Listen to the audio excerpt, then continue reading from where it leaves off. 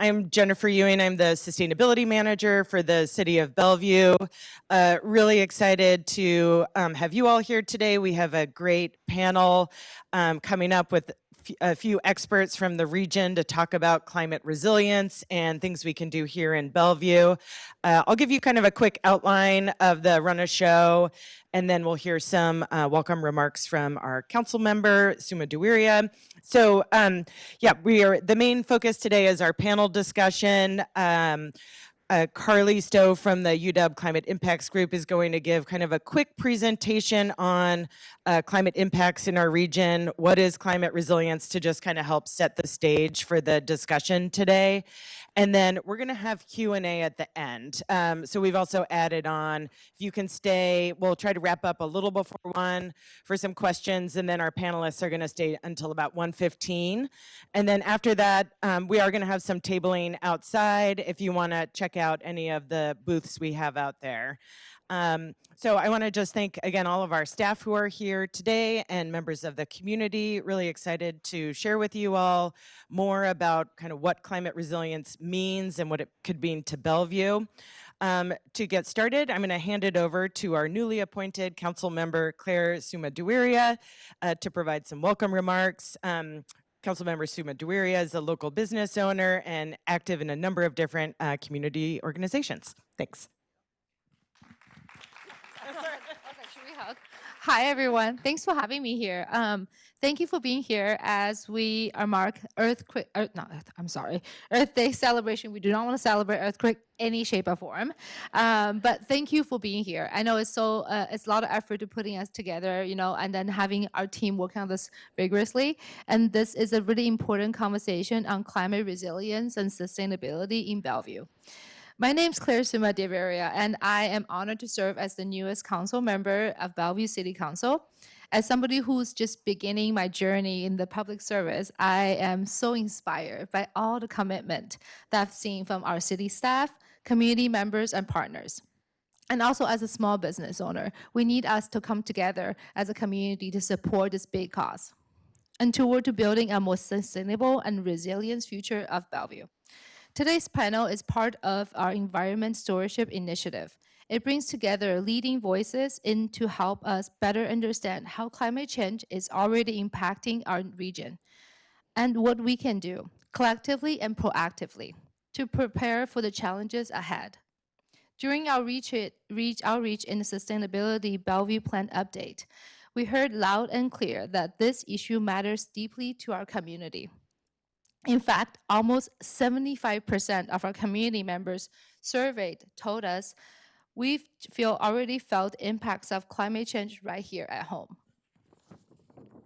And events like the bomb cyclone in November or the heat waves from a few summers ago have left a long-lasting impression, and they are a serious call to action. People want to see their city step up to prepare, to adopt, and also lead with purpose. And that is exactly today's discussion is about. So thank you again for joining us, for your time, for your voice, and your shared commitment to a more resilient Bellevue. Thank you so much. I'm so excited to learn alongside of each one of you. Thank you. Thank you. Great, thank you so much, council member. Okay, I will do some quick introductions of our panelists, and then we'll call them up in a few minutes once we're ready to get going with the panel. Starting with Lara Whitley Binder. She is the King County Climate Preparedness Manager, part of the newly formed King County Climate Executive Office. She's responsible for leading and coordinating the county's efforts to prepare for the impacts of climate change. This includes working across county departments to integrate climate resilience into policies and practices, and also strengthening regional partnerships to address shared challenges and opportunities related to climate preparedness.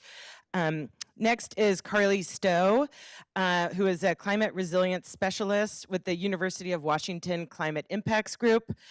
Carlie works at the boundary of scientific research and application to deliver the latest research on climate science, resilience planning, and effective implementation to UW partners.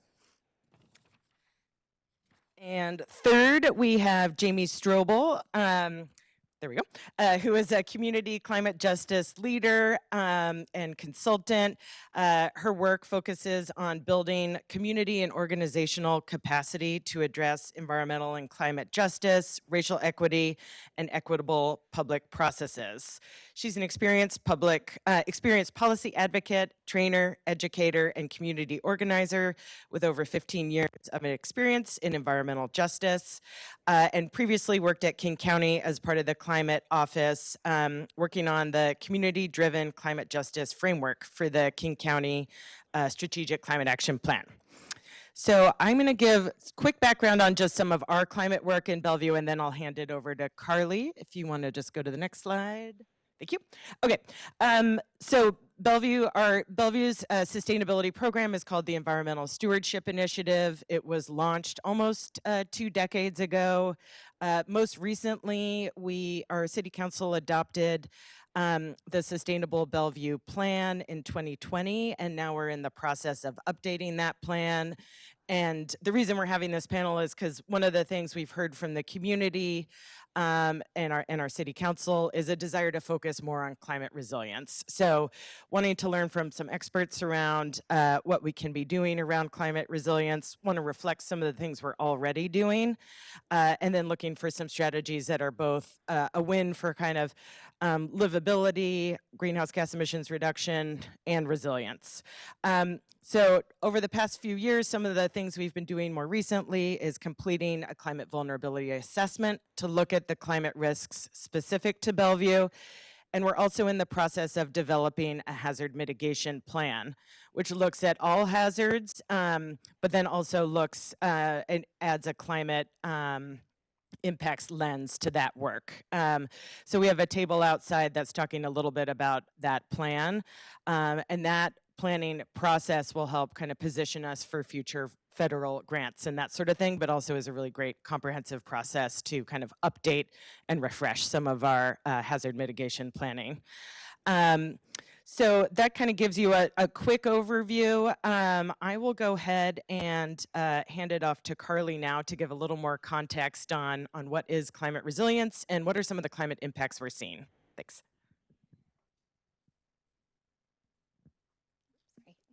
All right. Hi, everyone. Thank you, Jennifer. My name is Carlie Stowe. I'm a climate resilience specialist working at the Climate Impacts Group. And today I'm just going to give a brief primer on the climate impacts that we're seeing in our region and what we can do about it. I'm also going to define a few terms that we typically use in conversations like this, just so we all have a common understanding moving forward. So I do want to extend gratitude to Jennifer and Colin for inviting us to be here, to my fellow panelists, and then also just to you all for spending part of your lunch hour with us today. So to begin, I think it's well acknowledged that we're way past the day of asking ourselves, is climate change happening? Now we're asking ourselves, by how much and what will the impacts be? Since 1895, the Pacific Northwest average annual temperature has increased more than 2 degrees Fahrenheit. And under all future scenarios, we see continued warming in the Northwest. While that number may not seem very significant, this warming has already resulted in a number of local consequences that are impacting the people and places that we care about. We're seeing more water when we don't want it and less when we do. Warmer temperatures all year long, less snow and earlier melt, rising sea and more acidic coastal waters. A small amount of additional warming will challenge Washington's communities, economy, and ecosystems.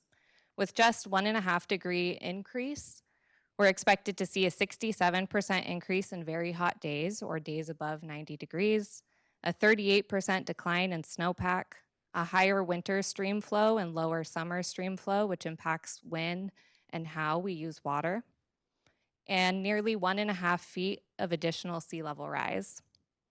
But we're also on the path to exceed this 1.5 degree Celsius mark by mid-century.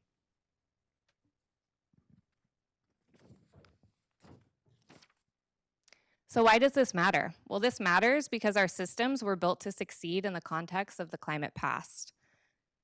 Climate change will alter water availability, increasing the risk of droughts and floods.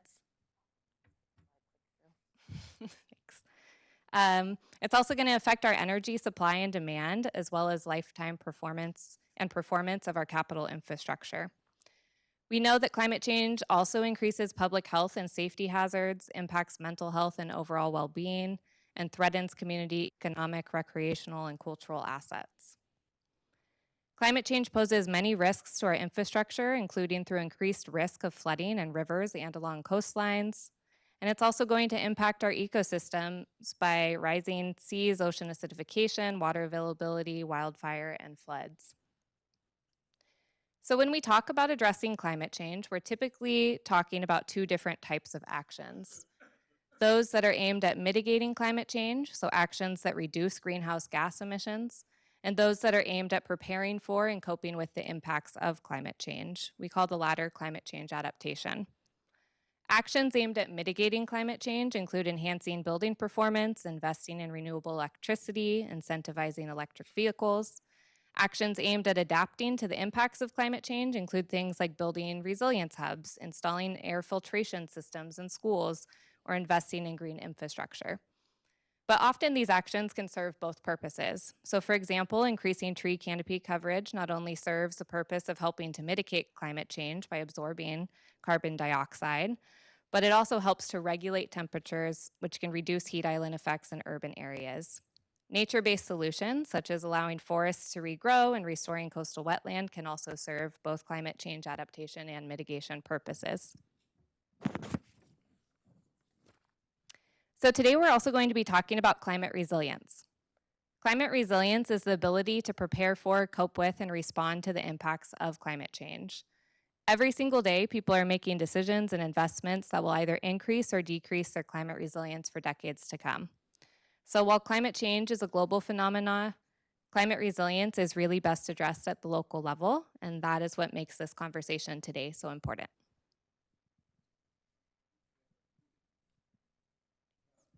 Okay, great. Thank you so much, Carlie. I'm going to go ahead and invite the panel up to the table now, and we'll switch gears and start our conversation. We'll get started on our panel questions. I did kind of a brief intro of our panelists, but the first question is for everyone. Maybe Lara, if you want to start first, or I can have Carlie. I'll have Carlie go first because you're getting settled.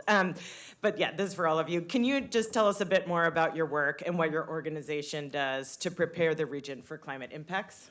Sure. Yeah, thanks. So the Climate Impacts Group is a group of social, natural, and physical scientists dedicated to building climate resilience by advancing an understanding of climate risks and working with our partners to enable science-based action to manage those risks. So we work with partners all over the region to do this. We support planners, natural resource managers, engineers, policymakers, and community members across the region as they use science to build climate resilience in their communities. My role at the Climate Impacts Group is primarily working with state agencies, so I'll bring a little bit of like a state perspective to the conversation today. Lara, why don't you go next so we can kind of go from largest scale to maybe smaller scale. Sure, that sounds great. I was just chuckling because I should have known sitting right next to you, I'd be first. That's why I sat here strategically. So hi, everybody. I'm Lara Whitley Binder. I'm the Climate Preparedness Manager for King County. And as Jennifer noted, I work in the Executive Climate Office, which is a relatively new office at King County that was created to really help accelerate climate work at King County. So with regards to my role, I work with King County agencies and communities on preparing for the impacts of climate change. And that speaks to, I think, the unique role that King County has in terms of climate preparedness. So we are the local government for unincorporated King County, but we are also a regional service provider through things like transit, wastewater treatment, solid waste, public health, and other services.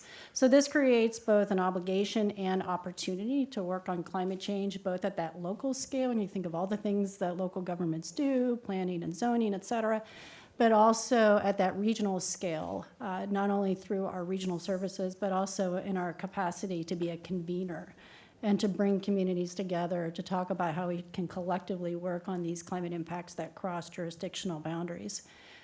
So our work on climate change and specifically climate resilience at King County is focused both on the hazards that we already know and have experience in managing, things like river flooding, stormwater management, but also bringing in new and emerging issues, things like wildfire smoke, sea level rise, and extreme heat. Those are hazards that we are seeing now more of, but that don't necessarily sit within any one jurisdiction. So one of the things that I've been working on personally is for those issues that really cut across county departments. So if we think about something like wildfire, there's a role for King County Parks and the work that they do with forest restoration on King County parklands. There's the role of emergency management in coordinating wildfire response and trying to provide communications for evacuations, et cetera. Then there's the role of public health around helping to address the health risks of wildfire smoke. And then there's our forestry program, which is doing work with small forest landowners and some private property owners around wildfire risk reduction. This is just an example of how one issue can cut across an entire organization, and everybody has different pieces. So one of the things that I've been focused on over the last few years is convening communities and partners to develop a strategic framework for how we deal with some of those issues that can guide work within King County government across those different departments, but also collectively how, Bellevue may be working on these issues, King County government's working on these issues, our wildland urban interface communities, et cetera. So it's kind of setting that strategic direction on these new and emerging issues has been a big focus, and then working with programs on integrating climate change into things like flood risk management, stormwater management, those things that we already have systems in place, but now we need to be thinking about how we make decisions in those program areas that account for climate change. Great, thank you. Jamie?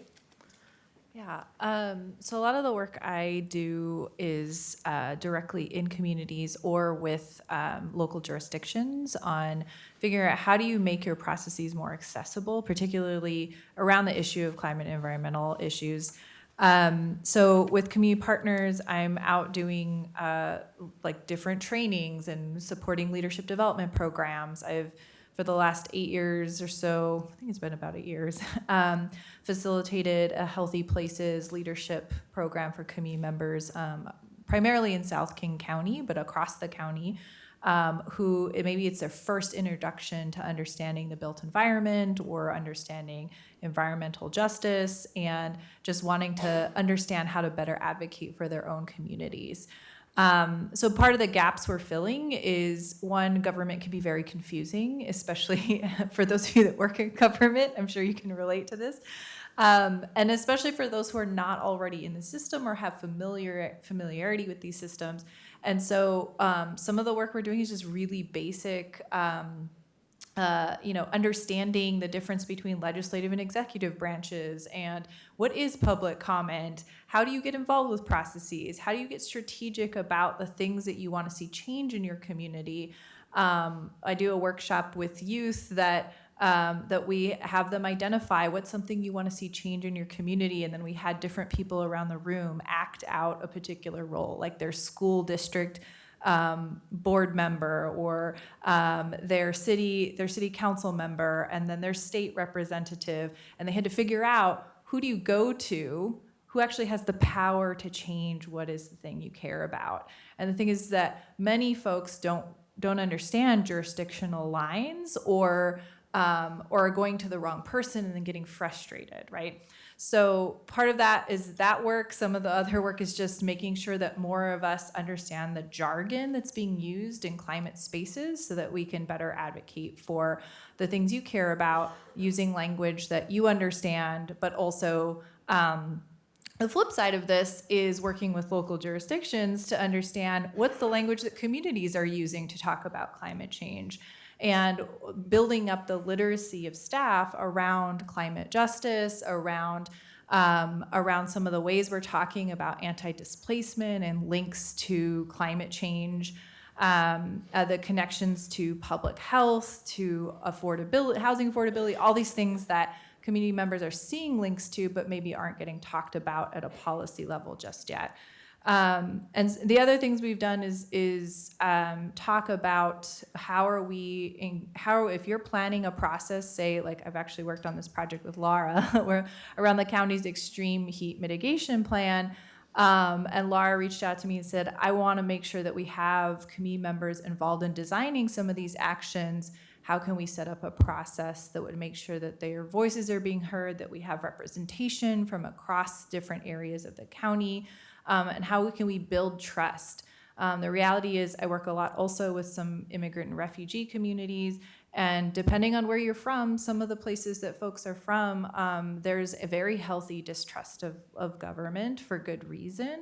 And so now that they are living here, how do we build a new relationship to government? So. Great, thank you.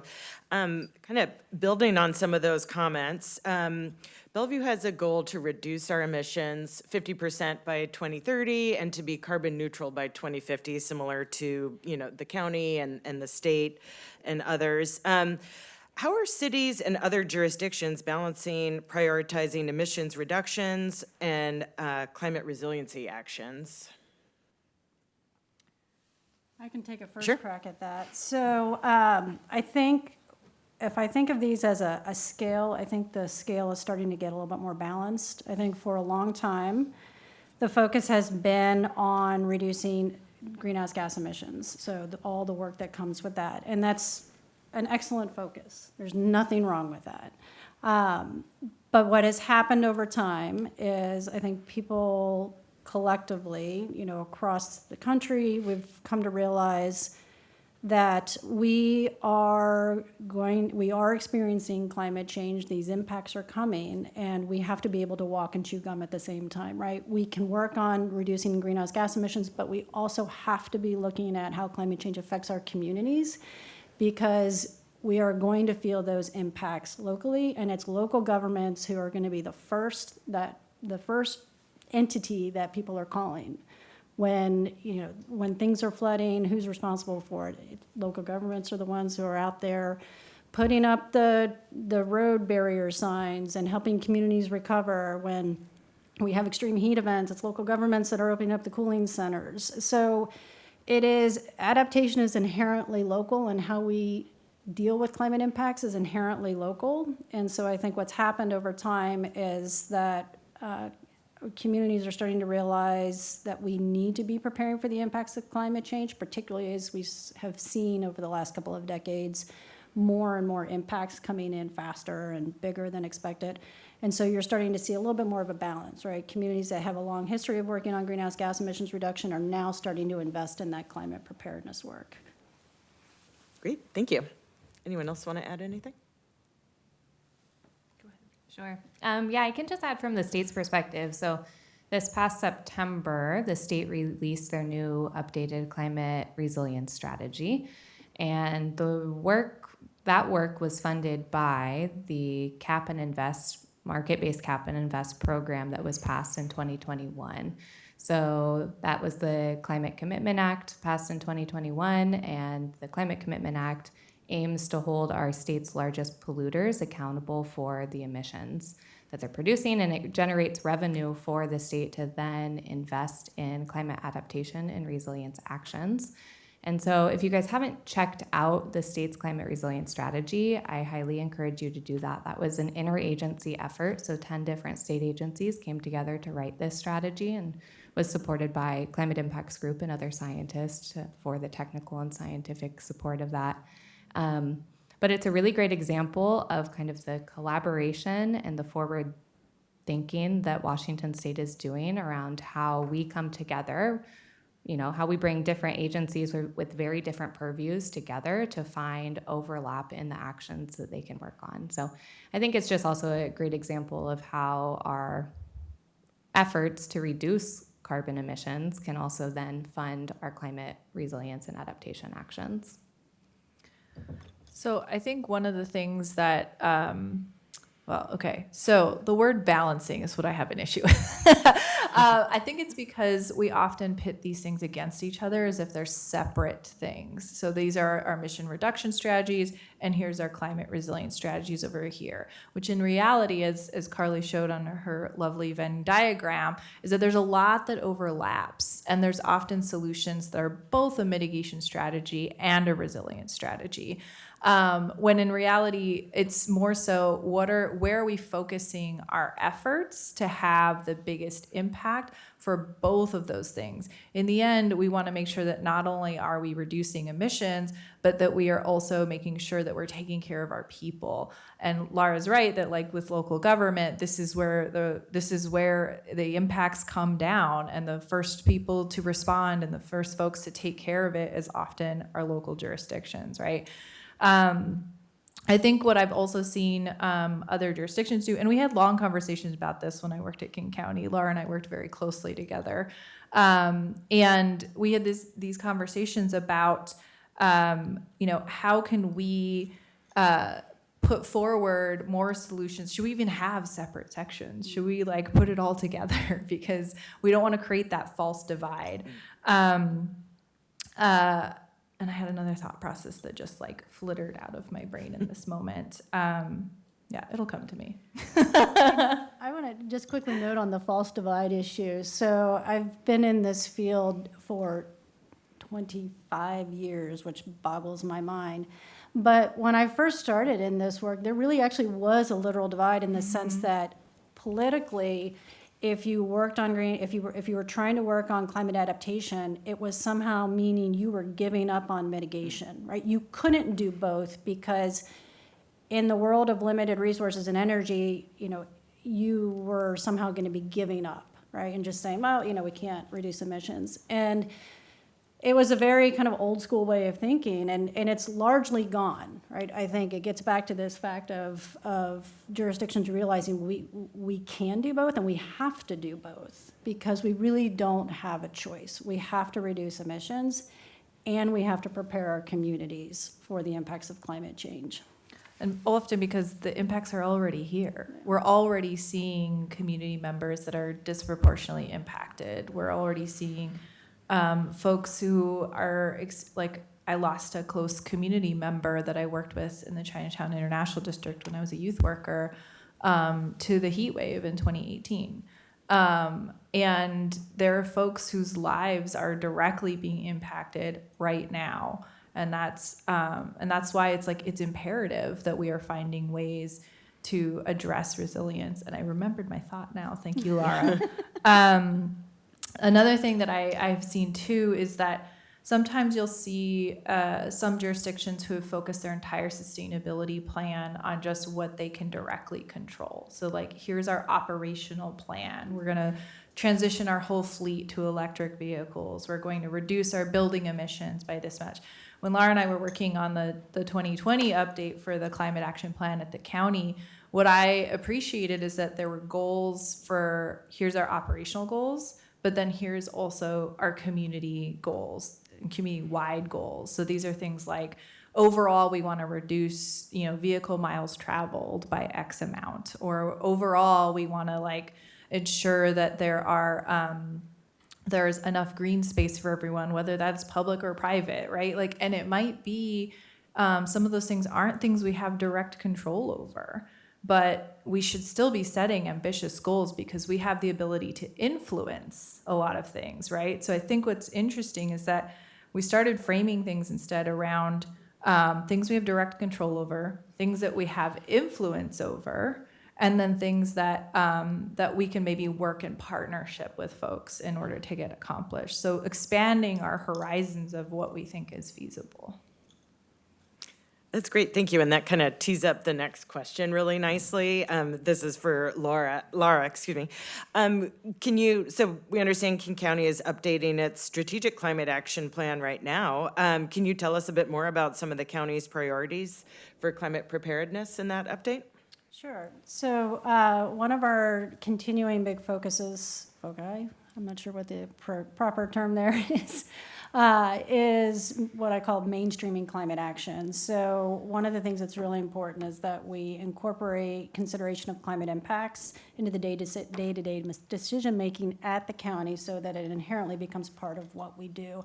So think about strategic plans that guide work. How is climate change showing up in those plans? Capital planning processes, the decisions we make about what we're going to build, where we're going to build it, and what we're designing it for. there's a lot of work to be done to make sure that we're incorporating climate impacts into those processes. So those are just a couple of examples around what mainstreaming climate action looks like. And those are things that cut across all climate hazards. And then there's work that we're focusing on within individual climate hazards. So I mentioned earlier the work that we're doing around wildfire risk reduction. So we developed a county-wide wildfire risk reduction strategy in 2022. So a big focus is making sure that we're moving on implementation of those actions. We developed a county-wide extreme heat mitigation strategy in 2024. So we're focusing on making sure we're implementing that work, right? We don't want those to just sit on the shelf. We're also looking at sea level rise this time around and with more earnestness, recognizing that we have to make some big decisions as a county government around what we're going to be doing about sea level rise, particularly on Vashon and Maury Island, where we are the local government and have to, come up if homeowners are asking, how are you going to help me protect my property? We have to have an answer for that. So there's working on those cross-cutting issues. Then in terms of things like stormwater management, river flooding, salmon recovery, we are really looking to push multi-benefit solutions, particularly with strained resources and limited staff time. Those multi-benefit solutions are really a great way to maximize opportunities. So in this case, we already have robust programs around doing things like levee setbacks and removing fish passage barriers. So in those cases, it's really about how are we incorporating climate change into those program areas and making sure that as those projects are undertaken, that they are accounting for future conditions. So those are some of the ways. Great, yeah, thank you. If people wanted to learn more about the County Climate Action Plan, where should they go? We have, probably just Google it. Okay. Yeah. It's going to be transmitted to council next month. Okay, So it'll be available for review. May 23rd is the date that we're planning to transmit. Great. Yeah, we can send out a link too. Yeah. Okay, Carlie, can you tell us more about what resources an academic group like the UW Climate Impacts Group can offer to communities in Washington to help them prepare for the impacts of climate change? Yeah, absolutely. So Climate Impacts Group houses a lot of different data sources that are really useful for planners as they're considering how to incorporate climate change. But we've also developed a number of different analysis tools that kind of scales down all of that data for different jurisdictions in Washington state. This includes an analysis tool developed a few years ago called Climate Mapping for a Resilient Washington. And this is it's pointed to by the Department of Commerce for comp planning. So probably a lot of you are familiar with that tool, or a lot of, just different local jurisdictions are using that tool in their climate planning already. But we're also a transdisciplinary group of scientists. So we have hydrologists, we have meteorologists, we have social scientists, we have a lot of different expertise, and we are available to help people out. So, we have an open line if you want to call and just ask questions, understand how the climate science relates to your work, how you should be incorporating it into your planning. And that goes, beyond the UW Climate Impacts Group. I think that it is really important to lean on your local universities, your local community colleges. Like, we are people who have the time to read all of those different scientific papers and to do some translation work. And so I wouldn't be afraid to, call up your local community college and just see what different partnerships you can form with academic groups, because I think there's a lot of expertise, and oftentimes a lot of scientists really want their work to be applied. And are really willing to help. So even if it's an informal conversation over coffee or something more formalized as a partnership, I think being willing to tap those resources is really important. Great, thank you. Jamie, you've worked in both government and in local communities around the integration of climate and equity into planning. What resources or advice do you have for both individuals and city staff working to integrate equity into their climate work? I have both resources and advice. Yeah. I think for resources, I was walking out earlier and I saw the emergency management team has some really great maps out there. I love a good map, and not just because I'm a planning nerd.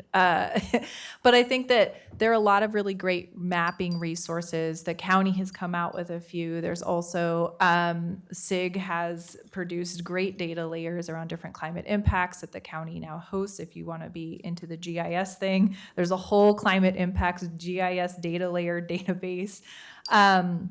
But there's also some great tools at the state level, the Environmental Health Disparities Map, which is now being used for and required to be used by legislation. So the HEAL Act that passed Healthy Environments for All, as well as parts of the Climate Commitment Act, which Carlie mentioned, are also requiring use of the Environmental Health Disparities Map, which basically takes every single census tract across the state and then ranks it on a scale, an index from 1 to 10 of the most exposure to different pollutants. And the map's interactive. It's really great. You can actually like toggle down to like diesel emissions or PM 2.5. And as with any map, it's not infallible. So all of that needs to be ground truthed within the communities that you're working with. It's a starting place, right? I was a part of a lot of the initial conversations and community group focus groups and things that were happening to produce the Environmental Health Disparities Map early on. And there were concerns from communities that were like, why is my disparity not reflected in this, right? Because I know that we have experienced these things, right? So that I say that to say it is a starting place. It is not the end all be all. So then you have to actually go into those communities and see, how are you experiencing these things? How's this showing up?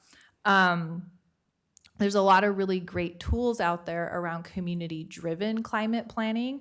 So when I was at King County, I started the Climate Equity Community Task Force that led to our new section of the climate plan at the time, that was called Sustainable and Resilient Frontline Communities. So now we have a mitigation section and a planning section. I know preparedness. I know we kept it separate, but we had little symbols that said it overlaps with these sections. And then we had a third section that was completely community driven. And so this was, we brought together community members from all across the county, but with an emphasis on folks from communities that were disproportionately impacted. So those are folks we call frontline communities. These are the folks who are in the front lines of climate change. So they're experiencing impacts first and worst usually, and don't have the resources or were experienced historic or current marginalization in order to have access to those resources, right? So being able to, like, when you lay all these things over and you're looking at your maps and you say, oh, this area is increased flood hazard. It's also a place that maybe was historically redlined, or maybe because the history and context of that land also really matters, right? And then looking at, okay, well, who's there currently? There are maps from the county you can get that are around like language access and health disparities. And we put together a bunch of maps that basically looked at what does that mean in terms of increased vulnerability. Another resource that SIG put out was around climate vulnerability in frontline communities, and so that's also available on their website. Two of the reports that I found really helpful when I was trying to then take this model of, we're going to have community members tell us what they want to see in terms of policy, which for some of our electeds was scary. And some of our leadership, it was scary, right? And so I took these two frameworks and I said, one, there are other jurisdictions who have already done this, and this is how they did it. And if we build off of this framework, this is what is possible, right? So one was the Urban Sustainability Directors Network put out a guide to equitable, community-driven climate preparedness planning. I had to write this down because it was a really long title, and I always forget it. But I love that report in particular because I took it to our leadership and I said, there's actual examples of like, here's the climate impact. Here's the potential solutions. And then here's who is most impacted by that. And then here's how we would change our solution to be more equitable and to actually address those things, and make sure that we're prioritizing those who are the most impacted. So there's specific examples, everything from flooding to heat to like in the back of this report, which is great. There's also a Movement Strategy Center out of the Bay Area produced a report that was called about community-driven climate resilience planning. And that one was actually produced by different community of color-led organizations. And that one also talks about, like, if you're pulling together folks and you want to have community-driven ideas come forward, what are the things you should prioritize? What's the perspective? What are the values that need to be put forward, especially around trust building and accountability, right? I think in terms of advice, I think that being able to find ways to support the leadership of communities who are most impacted, finding ways to value the lived experiences and translate that into policy. That can be challenging, and that's why I was saying at the very beginning, a lot of the work I do is around capacity building on both sides, because even in the USDN report, they have this little graphic that says, before you even are thinking about the plan, are you ready to make the plan? And the readiness piece is the piece we often forget when we're developing plans or policy. It's, do we know that there are folks in community who know who we are, we've built a relationship with, they already are aware of what's happening. Is our local team and our internal team aware of and have a solid understanding of what equity is already, and they're ready to apply that, and they're ready to engage with our community members that and engage in a way that will be respectful and value the difference in perspective. I think it's challenging because in a lot of cases, we value professionalism and like how many degrees do you have, and with climate change and with climate change impacts, the folks who are actually living those impacts day to day are often the most knowledgeable about, hey, actually, like I can't use AC because it's so expensive. And so then I'm actually making this decision. So then I got to run down here, and I found like my local library and I can go there. And so as policymakers, if we come in and we're aware of these stories, then we can say, oh, well, we were about to cut the hours on that library because the funding's gone down. Maybe we need to not do that during the peak heat season, right? So there's things we can do to adjust because we have that awareness of stories on the ground. Great, thank you. I appreciate that. Okay, this question is for everyone, or whoever would like to jump in. Climate and sustainability work often gets thought of in competition with other city priorities, such as housing, cost of living, job growth, et cetera. In your work, do you think this is a fair concern, and what do you see as the best way to address this concern? You want me to start? I just talked. Okay. Do I think it's a fair concern? No, but I'm biased. Yeah. I mean, I'd be completely honest with you. It's an understandable concern, but I think what we forget is that there are, number one, multi-benefit solutions, right? Not all things solve only one problem. And if we start looking more holistically at what are the opportunities as we're making decisions, if we design things a little bit differently, can we actually create better benefits and and reduce impacts in multiple ways?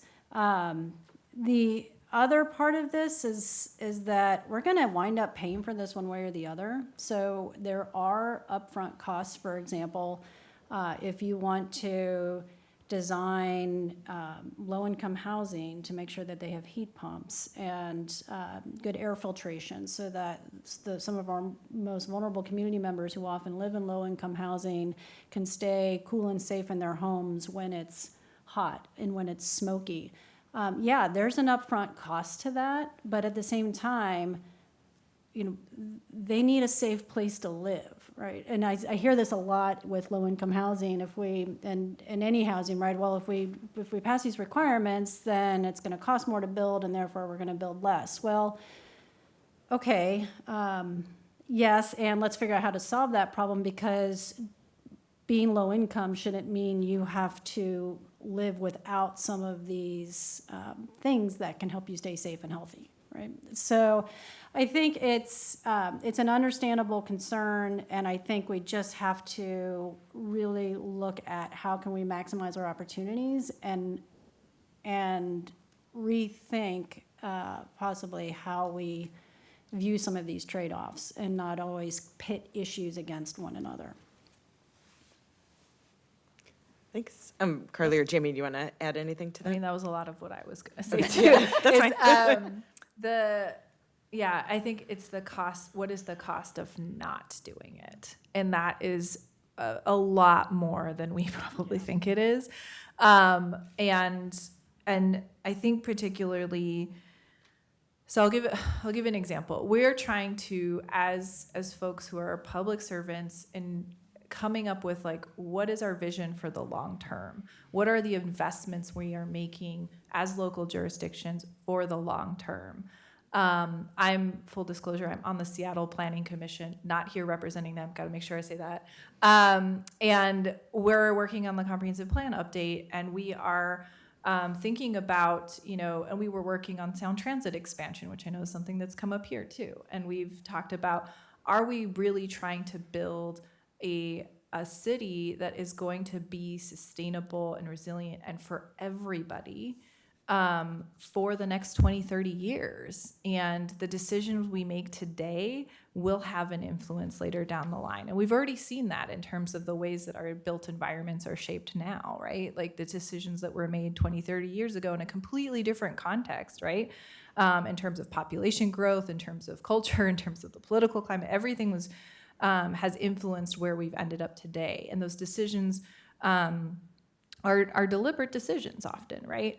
And I think that oftentimes affordability, housing, cost of living gets unfairly pitched against climate things and sustainability things, saying, well, it's too expensive, or you're asking me to do extra work. And I think this is really not about that. It's more about how can we do the same work we were already going to do, but shift our approach. So not as extra work, but work that is just shifting, right? And then the other thing is I really see housing, you named housing specifically, I see housing as a climate solution. If we can house everybody in our city in a way that's affordable, right? And ways that like we're building actual buildings that are resilient to the heat waves and resilient to the increased precipitation and potential urban flooding and all those things.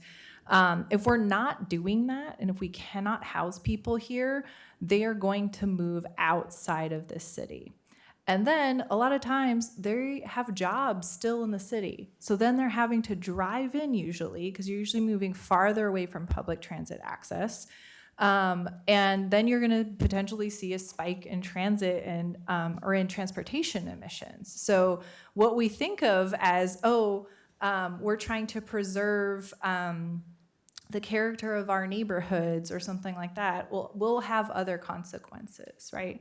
And I think that particularly one of the things we're grappling with in Seattle is being able to have more density in housing is actually a climate solution, because then folks are near to public transit, they're near to the grocery store, they're near to things they can walk to, and then you're not having to drive 45 minutes to get somewhere, to get into your job, stuck in traffic the whole way.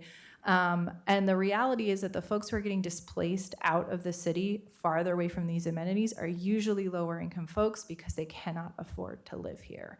And it shouldn't be a punishment, right?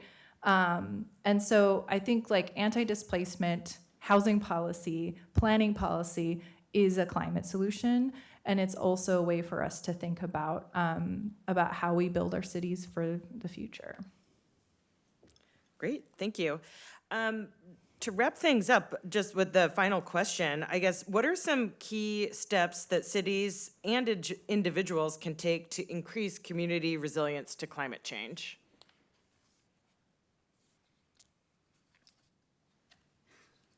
I just talk, so I'm gonna wait for y'all to go. Carlie, you want to go first? Sure. I can add just a bit of my perspective. I think one of the things that we can do is really just having these open and inclusive conversations about climate change, about what we know about it and what the impacts we're already seeing are and what they are projected to be. So I think that this is a really wonderful first step.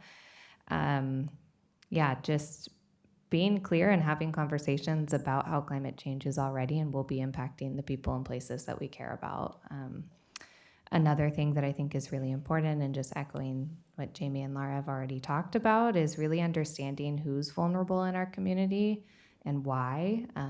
Understanding that climate change is going to be impacting pre-existing, like already existing social and environmental and economic inequities, and making a plan for addressing those, but really centering the voices of the people who are impacted first and worst in the plans, making sure that they're leading those plans and actions in a lot of ways. And then, I know that City of Bellevue is already updating their comp planning, hazard mitigation planning with these different climate elements. I think that's a really great first step. The climate vulnerability assessment is a great first step, and just getting a little bit more clear, collecting the information, and then turning those plans into action is really important, and something that I know my colleagues here have more information on. I think one of the biggest barriers right now is so many of our jurisdictions across the state are facing budget deficits. And I think the biggest challenge is money. And so I think that means that as folks who are, I know many of you are probably working in the city, is how do we get creative with what we got? And hopefully the revenue situation changes, but if it doesn't, then what can we do, right? One of the things that I remember when I was at the county was I was working with agencies that were like, we're busy providing basic services. We are busy just trying to help people get housing or get food on the table. We don't have capacity to do this climate stuff.